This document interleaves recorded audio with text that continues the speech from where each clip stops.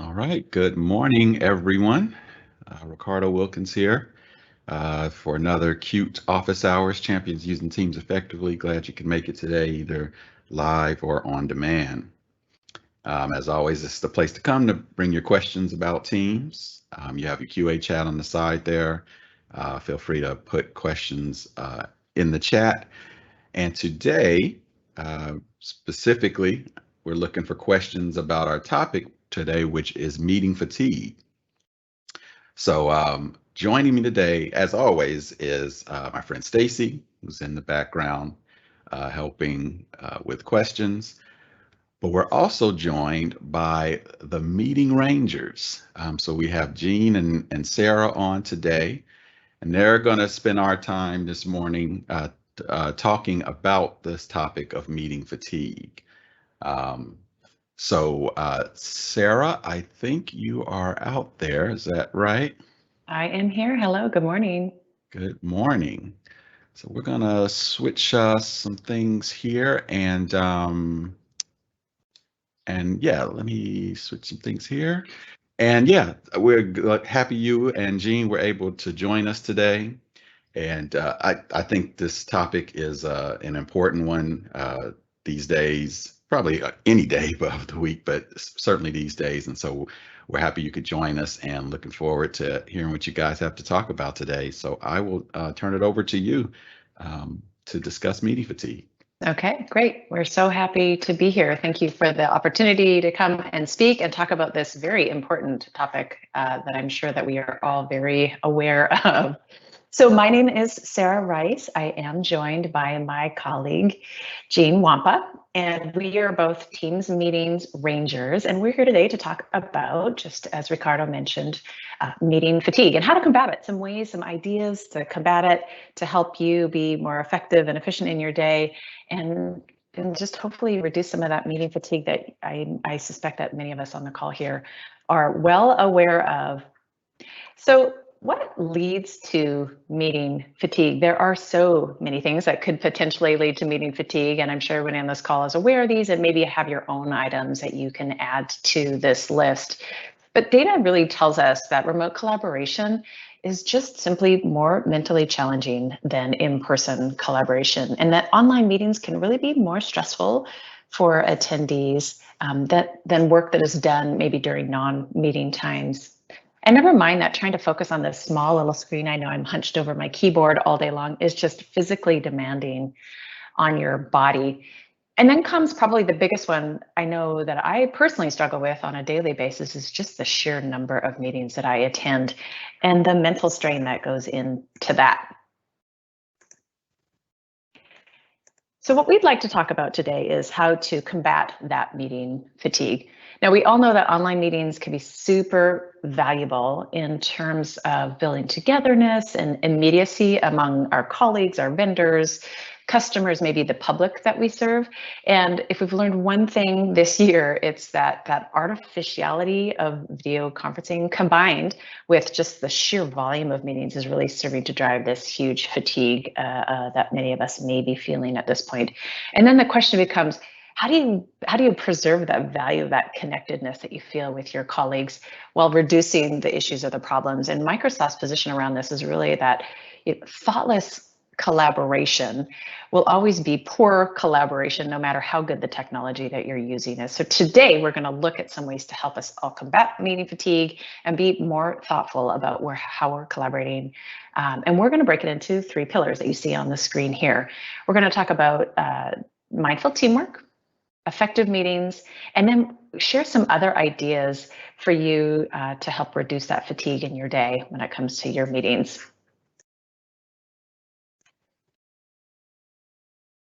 When you think about your team, we've got to think about how you reach an outcome, whatever your project or the initiative that you're working in. And the concept of mindful teamwork really focuses on understanding what your team needs in order to do their best and reach the outcome of whatever project or initiative that you're working on.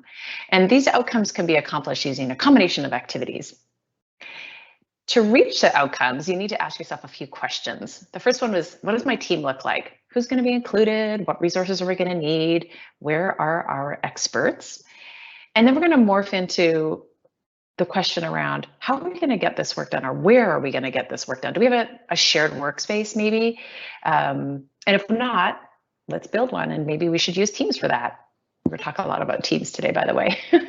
And when we meet, how can we collaborate? Do we use channels to host a meeting, or maybe work out loud doing chats in those channels? Or maybe we use whiteboards to do some brainstorming activities, or a form, do a poll to collect some data from the team. And then finally, we need to ask around, how are we going to track that work? Think about how you're going to document and track the effort, the kind of the cadence of the work that you're doing. Maybe you're going to use Planner to track the progress of the work. Maybe you're going to use something like SharePoint Online, where you're going to store documentation that everybody references. Or towards the end of your project, perhaps you're looking at a way to visualize that data using a tool like a Power BI or something. So once you've figured out how your team is going to reach that project outcome, you can think about looking into how you'll collaborate. Is it going to be asynchronous or synchronously?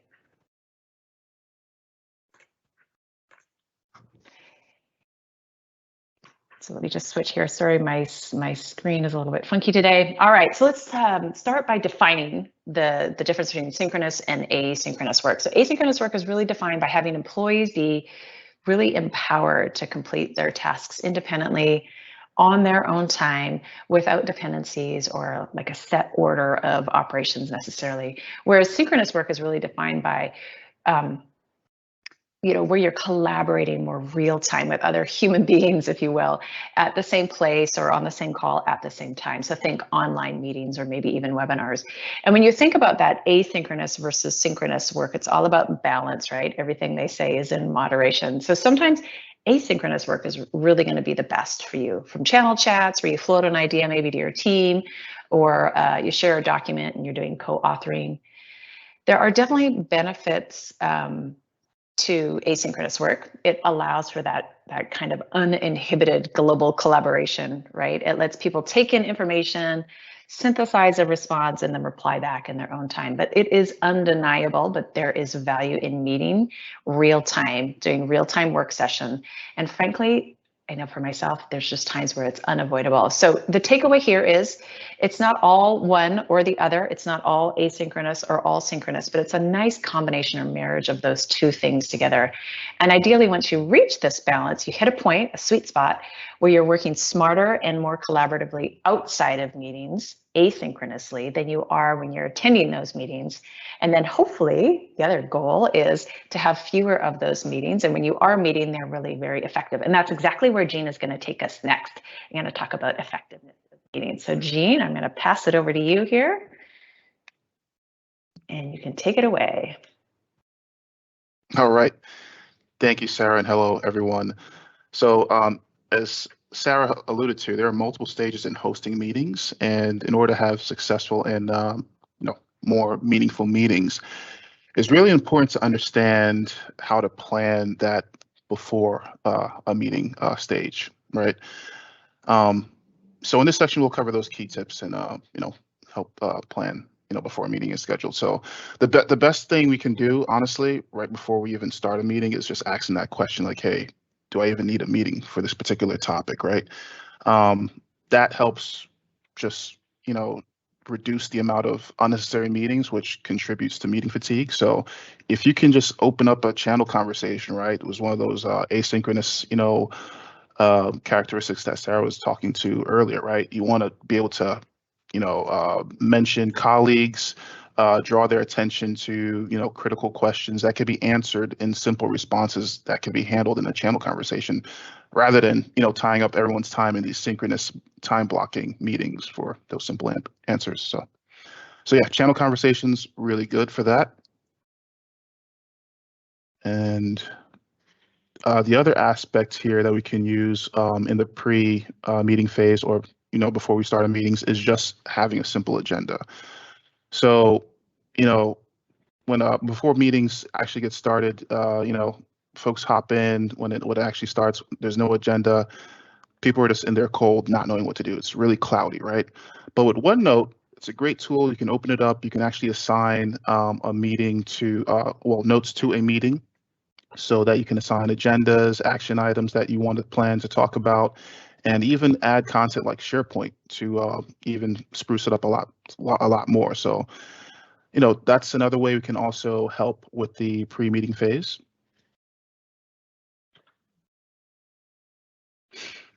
And my favorite pre-meeting tip and things we can do before meetings is actually reducing the time that we spend in these meetings. So we call it shortening meetings, but there's little tips and tricks you can do, like, delaying the start of the meeting by like 5 minutes if it's like a 30-minute meeting. If it's an hour meeting, you can delay it as far as 10 minutes. And you can even end the meeting earlier. And there's really great options within the Outlook options to actually, make this policy for you, like whenever you hold your meetings. What we do recommend, though, is we highly recommend in the beginning of the meeting to try to delay that instead of doing the, trying to end your meetings earlier, because we all know what happens when we actually start hosting the meetings. They have a high chance of, ending later or running over. So definitely try to, put that delay in the beginning rather than ending earlier. All right, and also, right before we start the meeting, we want to actually envision how that meeting will actually look like, right? Is it going to be a meeting where we're, reacting a lot and we're getting a lot of feedback from our audience? Do we even want, responses back from the audience? Do we want people to have video on? Whiteboard, which is coming soon. Do we want to collaborate with that? Do you want to have polls? That type of meeting structure and that vision of how the meeting will be held is important to plan beforehand. And we have amazing options, as you can see here with the meeting options, to help control those little knobs to make that meeting experience way better than you could imagine. All right, so just to sum it up, best practices, right? You could use OneNote. You could create effective agendas before the meetings, right? We want to make sure we have agendas. We want to use OneNote to formulate those agendas. We can shorten meetings by adding delays, ending earlier. We can also plan things like recording and other things like that. So really important to get those things ironed out before the meeting starts, so that when it actually does happen, that meeting is amazing. All right, so Sarah, I'm going to pass it off to you to cover the during phase. The during phase, yes, absolutely. So I think the key here is really all around maintaining focus. So when you're actually in a meeting, you're making sure that participants are focused on both you as the presenter and the content that you're presenting. And the other key is, as a presenter, making sure that all the distractions are removed from your background and from your environment. And there's a couple ways that you can do this. So let's talk through what these look like. So the first idea is, and you may have been exposed to this already, is using virtual backgrounds. We're all working from home right now. We're all working in whatever room works best for us. Sometimes that means you've got a pile of laundry behind you, or maybe kids running around in the background, which is totally fine. But sometimes it's nice to be able to just block those things out. And you can do that by using a virtual background. So maybe you choose to just simply blur your background, whereby people can sort of semi-see what's behind you, but it's blurred enough that it's not distracting. Or you can upload a photo. There's lots of stock photos that Microsoft has within Teams to do that. You can also upload your own photos. The other thing I've seen that's really cool is some of my customers have branded photo backgrounds that they use, so the name of their company or their organization. So everybody has a nice, consistent background that they have behind them, which is not distracting, and it looks really very professional and very well done. Another idea is to use together mode, and it really help to bring focused attention on the screen. These are things that maybe already are rolling out or have rolled out to the GCC tenant very, very soon. So together mode and dynamic view, these are all about how you consume webcam videos during your meeting.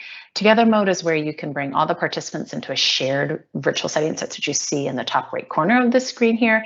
And it really helps a way to provide that connectedness that I talked about a little bit earlier in your meetings. And dynamic view is a way that Teams will adjust, and that you can adjust Teams so that your view and content and video views are optimized for what your preferences are.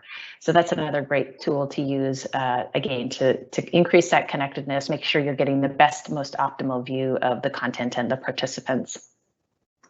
And then we've got Spotlight. This is something you can use in conjunction with Dynamic View that we just talked about a second ago. And it's a way for attendees to be able to adjust your own view and lock the video feed for actually, Spotlight is something that the presenter can lock and have a focus on themselves, and it's a global setting for everybody in the meeting. So if something is spotlighted, that presenter's video is going to be showing for everybody in the meeting. And again, it's a really great way to have that directed, focused attention on whoever is speaking, and there's fewer distractions for everybody in the room.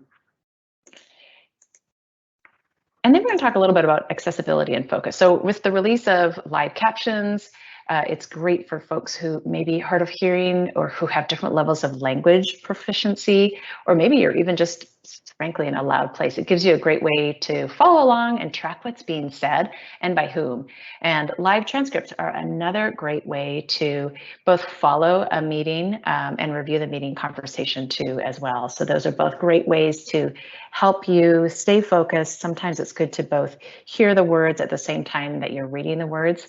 And that helps to solidify the message for you. I know that helps for me too. I'm a very visual person, and so getting both of those two components simultaneously is incredibly helpful.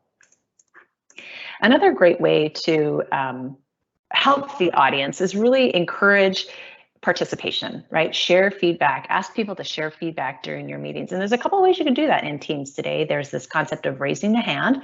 So you can actually raise your hand up if you want to ask a question. And it's a great way just basically to have some meeting etiquette, actually, so people aren't talking over each other.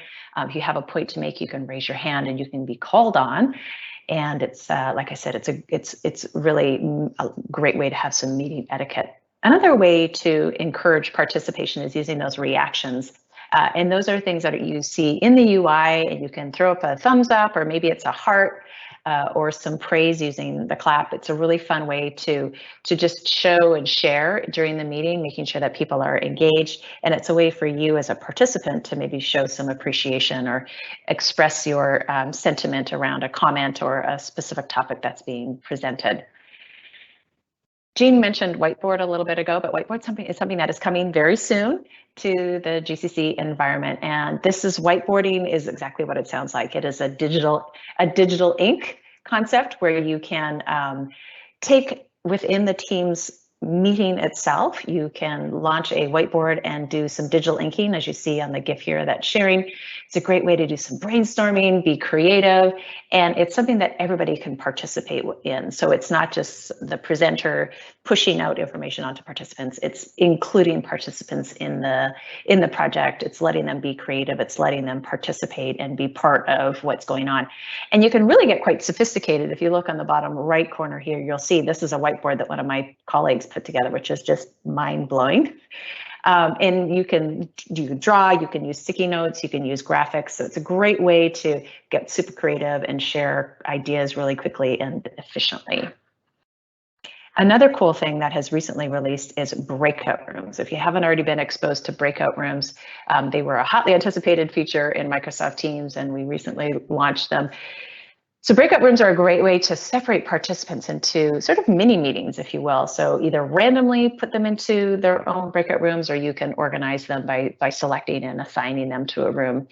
And putting people in these smaller environments is a great way for helping the audience to be more engaging. I know sometimes I can get a little bit introverted and I don't necessarily want to speak in front of a large group of people. And I'm more apt to speak more openly if I'm speaking around a smaller group of individuals. So it's a great way to do collaboration in small groups, to encourage participation and bring great ideas in small groups, and then come back to the larger team and present your ideas back to the main meeting room. So just a few best practices in wrapping up here. We didn't necessarily cover these in the slides, but these are things that I think are great for you to take away. If you're at a meeting and you've got a conversation going on and that conversation diverts away from that very clear agenda that Jean talked to us about, where you've got a very clear objective that you want to accomplish during the meeting, and if somebody brings up a topic that's not listed, go ahead and take a note of that, make a parking lot of action items or topics that you want to take offline. It's a great way to keep the conversation directed and focused on the topic at hand. think about using the sort of the back channel of Teams for a parallel conversation, if that's appropriate during your meeting, and use those tools that I just talked about to encourage participation, whether it's reactions or those breakout rooms. You want to make sure that folks are not multitasking. So maybe even set up some housekeeping tips and tricks at the beginning to say, hey, here we're here, we've got a half an hour today. We want to be super focused. Turn your phones off and let's just get really focused on the content today. And then finally, at the very end of the meeting, it's always a great idea to recap what you've talked about and outline what those next steps are going to be for the group, whether it's action items or some follow-up. And Jean, I'm going to pass it over to you to talk about the after components. That's right. So action items, follow through, follow up. We all have those experiences where, a meeting ends and, after that, nothing gets done, or folks are just really just figuring out who is responsible for what, right?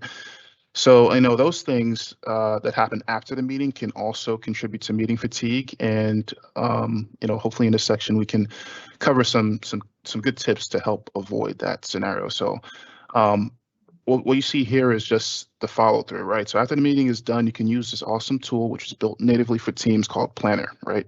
You can pin it to your Teams channel, and with Planner, you can basically assign meeting action items or tasks to the meeting attendees or participants, right?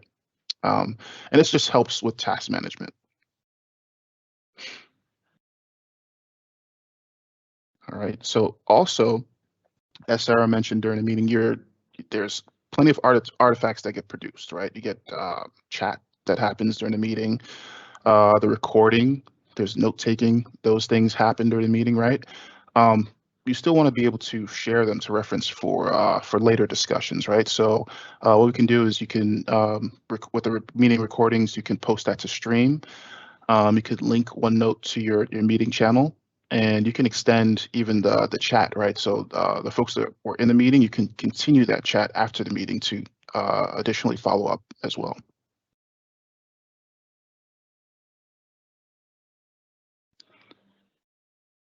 So in summary, that after the meeting phase, we want to make sure that we're sharing meeting summary artifacts, recording notes, and we can link those items and documents, through our Teams channels and through, items like Stream. And we can also follow up on Teams conversations, as I mentioned earlier, with those same team channels. So yeah, after the meeting is done, it doesn't have to be a situation where folks are just like pointing a finger and not knowing who is responsible for what. There's finally tools that allow people to keep that stuff organized and more streamlined. And Sarah, I'm going to pass it back to you. Cool. And I'm going to take us home with just a few ideas to help you combat meeting fatigue. And some of these things I know our team has implemented. And the first one is this thing called a no meeting day. And I know this sounds like, are you kidding? We're going to have a day where there's no meetings. And this is something you're going to want to talk about as a group of people who are working together, maybe as a department. But maybe you agree on a day of the week where you try to avoid hosting meetings. So you don't plan a team meeting that day. You don't plan a meeting with one of your colleagues during that day. You really try to reserve that day to get your work done. Now, that doesn't mean you can't have meetings on that day at all. So if you've got a high priority meeting that you need to host or attend, you can absolutely do that, but it's just this idea of reserving a day where you during the week you've got all these meetings going on and you don't necessarily have time during the day to get work done. So the idea of having a no meeting day is where you can just reserve that day to do the work that you wanted to or needed to do during the week where you had so many meetings going on. Our team, Jean and I, on our team, we do this on Fridays. So here we are in a meeting, ironically, but that goes to my point about keeping high priority meetings. You certainly can. We certainly can have meetings on this day, but we really try to reserve it for our own sort of offline work. The other thing is you want to really, and we've talked about it throughout this meeting, right? So we want to reduce the need for multiple meetings, that working out loud concept where you're sharing information maybe through a channel or a chat. Maybe you're moving your daily stand-ups out of a meeting and you're putting them in a channel. And instead of providing an update in a meeting, you're providing that update in a channel.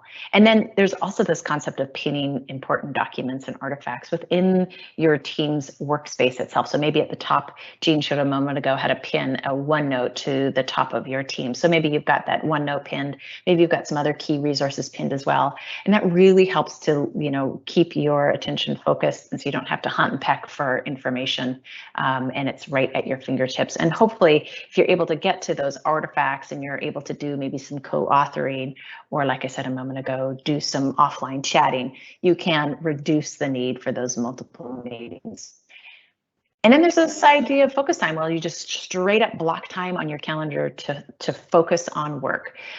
So maybe once a day you book an hour for yourself where you just simply have it available to look at your email inbox, work on that PowerPoint that you've been assigned. And there's things that you can do to really help with that, aside from blocking time in your calendar. And that's something like even myself, I've done in this meeting here today. I've turned off notifications in Teams, so nobody's bugging me. I can really, truly focus on the task at hand, and I'm not easily distracted. So that's another idea for you as well. And then frequent breaks. I mean, this goes without saying, this seems so simple, but we've talked about how physically and mentally demanding extra meetings can be on us. So just give yourself the chance to take some breaks during the day. I have recently, I know I've been working at home for a year now plus, but I've recently started walking around the block, just my small little block here during the day, since the weather here in Portland is nicer. And it really is helping to kind of, refocus myself or recenter myself. So if that's something you have the ability to do, and maybe you're not walking around a block, maybe you're just going to grab a cup of coffee and doing some box breathing or something, giving yourself the opportunity to step away from your screen multiple times throughout the day is something that is really, really encouraged. And clean up your calendar. I am a little bit of a neat freak, I hate to admit it, but cleaning up your calendar is a really great way also to reduce kind of the fatigue and the noise that's going on, all of those signals. So if you've got a meeting that's canceled, delete it off your calendar. If you have a tentative meeting that you have absolutely no intention of joining, remove it from your calendar. Decline those double booking meetings and avoid the stacking of successive meetings, which I am probably the worst. It's really hard to do those back-to-back meetings, but if you can avoid having those meetings stacked one on top of the other, it's tremendously helpful. The last thing I want to mention here today is probably one of my favorite things about Teams, and it's the concept of taking Teams on the run. So, I walk around my block every day, a couple times a day. Maybe I should start taking my meetings on that walk. And you can do that with Teams by transferring your calls to your mobile device. Teams on the mobile is awesome. It's really, really slick. And so if you are able to do this, and this is something that you can do in your life, then you can take a call on the run, go ahead and do that. It was just somebody was talking today on a call I was on earlier, and they were saying that they were on their bicycle taking a meeting. They have a nice headset that reduces the wind noise. And so they were literally on their bike and are taking meetings. I've got other people who will walk down to the beach that's closer to them, their house, and just sit on the beach and away from their desk, but still be working. They're still on a call. They're still collaborating. They're still working with their colleagues, but they're not at their desks. And that's really helping them to just step away, get away from the screens. So that's all of the content that we had today. I want to thank you all for your time and listening to us. And thank you, Jean, for co-presenting with me here today. Really appreciate it. And Ricardo, I will hand things back to you. Thank you. That was awesome. I really enjoyed that content, and I was just thinking on your last point about take the mobile app and taking it different places. That's a big one too, and I think about it these days because the weather's getting better. Let's take advantage of the fact that we can detach from the office, with a mobile app and things like that. Whether not all of us are blessed to be near the beach, but the sun is definitely there for all of us. So getting out, in any kind of way, putting some headsets on, the technology's there to kind of detach. So I love that piece. I will say, while you were talking, we had some questions that Stacy and I were answering in the Q&A.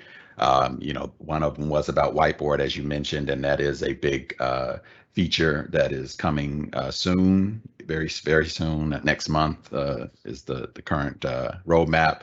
So we all look forward to that one as well.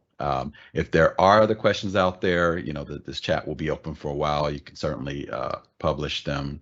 And to the other question, yes, you know, we were specific to GCC. Sarah did mention those features that, you know, may still be coming soon, but we certainly, everything you heard today can certainly be applied from a GCC perspective. So again, Gene, Sarah, we really thank you for coming on today. Hopefully people that see this recording will get some value out of it.